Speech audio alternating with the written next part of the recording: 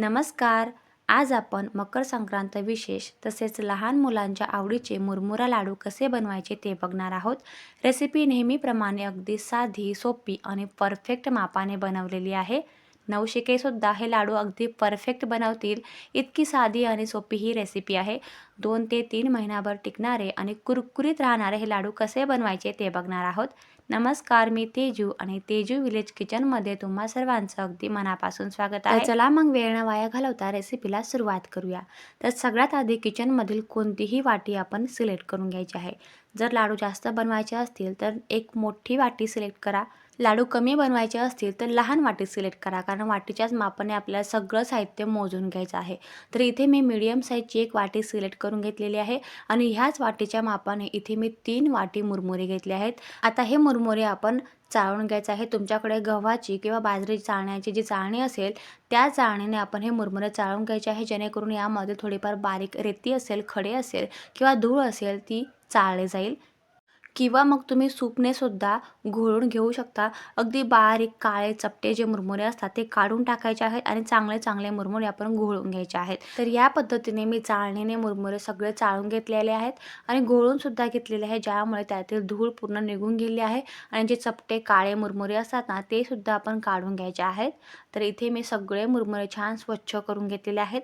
आता 3 वाटी मुरमुरे आहेत, त्यासाठी आपला गूळ किती घ्यायचा, तर 3 वाटी मुरमुरे आहेत ना त्याच्या आपल्याला 1 पट गूळ घ्यायचा आहे. म्हणजे 1 वाटीभर आपला गूळ घ्यायचा आहे. गूळ तुम्ही साधा घेऊ शकतात किंवा मग चिकीचा गूळ घेतला तरीसुद्धा चालेल. तर इथे मी 1 वाटीभर चिकीचा गूळ बारीक कापून घेतला आहे. तुम्ही किसून घेऊ शकतात किंवा मग बारीक चाकूने कापून घेतला तरीसुद्धा चालेल. ह्या लाडूमध्ये वापरले जाणारे साहित्य सगळं आपल्या शरीरासाठी हेल्दी आहे. त्यामुळे तुम्ही हे लाडू नक्की बनवा. आपल्या लहान मुलांसाठी, छोट्या बुकेसाठी त्यांना नक्की खाऊ घाला. आता घेऊया 50 ग्रॅम डाळवे. कुणी यांना डाळवे म्हणतात तर कुणी डाळ्यासुद्धा म्हणतात. तर इथे आपण 50 ग्रॅम ह्या डाळ्या घेतलेल्या आहेत. तुम्ही अख्खे फुटाणे घेतले तरीसुद्धा चालतील. आता ह्या डाळ्या आपण मंद आचेवर थोडेसे खरपूस भाजून घ्यायच्या आहेत. तसं बघायला गेलं ना तर डाळ्या अगोदरच छान भाजलेल्या असतात, परंतु आपण थोडासा रंग बदलेपर्यंत अजून भाजून घेऊया, जेणेकरून लाडूंमध्ये अजून छान चव येईल आणि लाडू जास्त दिवस टिकण्यासाठी सुद्धा मदत होईल. तर इथे बघू शकता तुम्ही थोडासा रंग बदलेपर्यंत आपण ह्या डाळ्या छान भाजून घेतलेल्या आहेत. भाजल्यानंतर एका डिशमध्ये गार करण्यासाठी बाजूला ठेवूया. जर तुम्ही फुटाणे घेतले असतील ना तर फुटाणेसुद्धा भाजून घ्यायचे आहेत. आता हे डाळ्या आपण डिशमध्ये काढून घेऊया आणि त्याच कढईमध्ये 2 बॅचेसमध्ये मुरमुरे भाजून घेऊया. जर तुम्ही कढई मोठी घेतली असेल ना तर एकाच बॅचेसमध्ये मुरमुरे भाजून घेतले तरीसुद्धा चालेल. मुरमुऱ्याचा रंग बदलायचा नाही, गॅसची अगदी मंद आच करायची आहे आणि मंद आचेवर आपण हे जे मुरमुरे आहेत ना फक्त क्रिस्पी करून घ्यायचे आहेत, ज्यामुळे लाडू अगदी कुरकुरीत राहतील, अगदी वातळ होणार नाही. जर लाडू वातळ झाले ना तर लहान मुलांनाच काय तर मोठ्यांना सुद्धा खावासे वाटत नाही. त्यामुळे आपला मुरमुरे छान क्रिस्पी करून घ्यायचे आहेत, ज्यामुळे लाडू छान कुरकुरीत राहतील. या पद्धतीने मुरमुरा तोडून बघायचा आहे, थोडासा चुरून बघायचा आहे. असा छान चुरला गेला ना तर समजायचं की मुरमुरे छान क्रिस्पी झाले आहेत. तर ह्या पद्धतीने आपण सगळे मुरमुरे क्रिस्पी करून घ्यायचे आहेत. मुरमुरे छान क्रिस्पी झाले की एका ताटामध्ये काढून घेऊया आणि त्याच कढईमध्ये 2 चम्मचभर साजूक तूप टाकून त्यामध्ये 1 वाटीभर गूळ टाकायचा आहे. गॅसची फ्लेम आता मीडियम करायची आहे आणि मीडियम फ्लेमवर आपल्याला हा गूळ पूर्ण वितळवून घ्यायचा आहे. आणि वितळवत असताना गॅसजवळ आपल्याला थांबायचं आहे. जर तुम्ही गॅसजवळ थांबत नसताना तर गॅसची फ्लेम आपल्याला मंद करायची आहे आणि जर तुम्ही गॅसजवळ जर असणार ना तर गॅसची फ्लेम मीडियम ठेवली तरीसुद्धा चालेल. तर इथे मी मीडियम फ्लेमवर गूळ पूर्ण वितळवून घेतलेला आहे आणि छान या गुळाला फेससुद्धा आलेला आहे. छान अशा पद्धतीने फेस आला ना की आपल्याला लगेच गुळाचा पाक चेक करायचा आहे. गुळाचा पाक कसा चेक करायचा ते बघूया. तर इथे मी एका डिशमध्ये थोडंसं पाणी घेतलेलं आहे आणि ह्या पाण्यामध्ये आपण 2 ते 3 ड्रॉप्स गुळाचे टाकायचे आहेत. आता हाताने आपण गोळी वळते की नाही ते बघूया. तर इथे तुम्ही बघू शकता अगदी जेलीसारखं या गुळाचं मिश्रण तयार झालं आहे. अगदी गोळी वळत नाही, फक्त जेलीसारखा हा गूळ अशा पद्धतीने तयार झाला आहे. तर अजून आपण 1 ते 1.5 मिनिटापर्यंत हा पाक शिजवून घ्यायचा आहे आणि फक्त 1 ते 1.5 मिनिटापर्यंत पाक शिजला की परत आपण त्याच डिशमध्ये आपण हा पाक चेक करणार आहोत.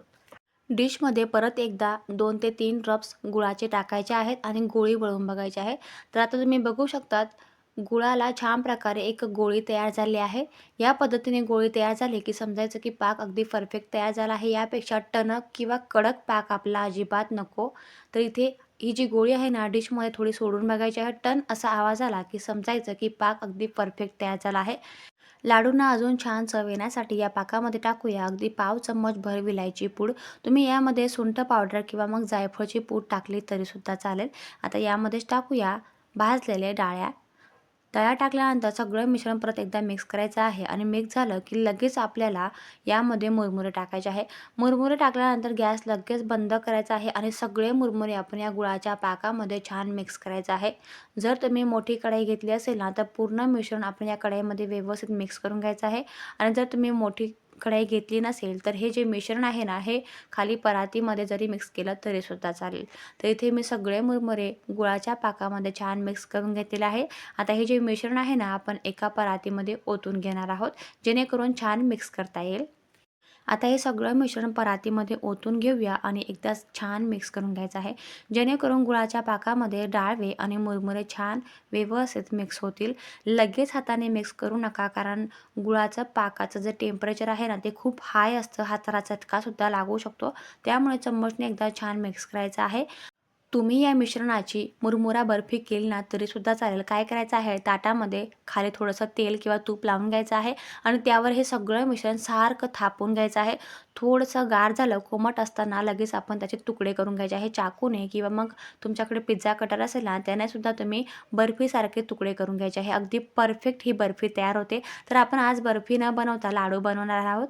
मिश्रण छान मिक्स झालं की थोडंसं डिशमध्ये पाणी घेऊन हाताला लावायचं आहे आणि लगेच थोडं थोडं मिश्रण घेऊन आपण लाडू बनवून घ्यायचे आहेत.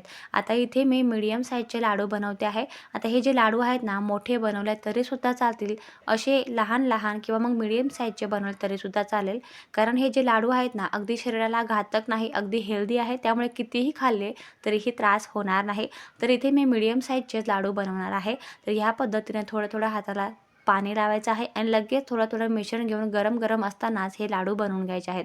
जर मिश्रण पूर्ण गार झालं ना तर लाडू व्यवस्थित तयार होत नाही. मिश्रण जर गार झालं ना तर काय करायचं आहे की हीच परत आपण गॅसवर ठेवायचे आहेत. मंद आचेवर लगेच हे मिश्रण गरम करून घ्यायचं आहे, कोमट करून घ्यायचं आहे आणि लगेच लाडू वळून घ्यायचे आहेत. अगदी काही टेन्शन न घेता लाडू पटकन वळले जातात. तर याच पद्धतीने मी सगळे मिश्रणाचे लाडू तयार करून घेतलेले आहेत. तर तुम्ही सुद्धा अगदी परफेक्ट मापाने हे लाडू बनवू शकतात. आणि जर तुम्ही खेडेगावातले असतील ना तर इथे मी चंपभर म्हणजे 2 शेरभर मुरमुरे घेतलेले आहेत आणि वजनी प्रमाणामध्ये गूळ अर्धा किलो घेतलेला आहे आणि डाळवे जर घेतले तर मी इथे 50 ग्राम डाळवे घेतलेले आहेत. म्हणजे अगदी परफेक्ट लाडू आपले तयार होतात. हाताला पाणी लावल्यामुळे लाडू खराब होतील ही शंका अजिबात आणू नका. काय करायचं आहे लाडू पूर्ण व्यवस्थित बनवले गेले ना की ते ताट आपण फॅन खाली किंवा मग मोकळ्या हवेच्या ठिकाणी 3 ते 4 तासासाठी ठेवायचं आहे आणि त्यानंतर एखादा हवाबंद डब्यामध्ये आपण हे लाडू स्टोअर करून ठेवू शकतो. अगदी 2 ते 3 महिनाभर तसेच कुरकुरीत राहतात आणि खराबसुद्धा होत नाही. जेव्हाही लहान मुलांना छोटी मोठी भूक लागली की त्यांच्या हातामध्ये हा लाडू नक्की तुम्ही द्या. त्यांना खूप आवडतं. बाहेरून मार्केटमधून हे लाडू आणण्यापेक्षा घरीच तुम्ही नक्की ट्राय करा. तर आजची ही साधी आणि सोपी रेसिपी तुम्हाला कशी वाटली मला कमेंट करून नक्की सांगा. रेसिपी आवडली असेल तर प्लीज एक लाईक करा. चॅनलला नवीन असाल तर कृपया सबस्क्राईब करा. धन्यवाद.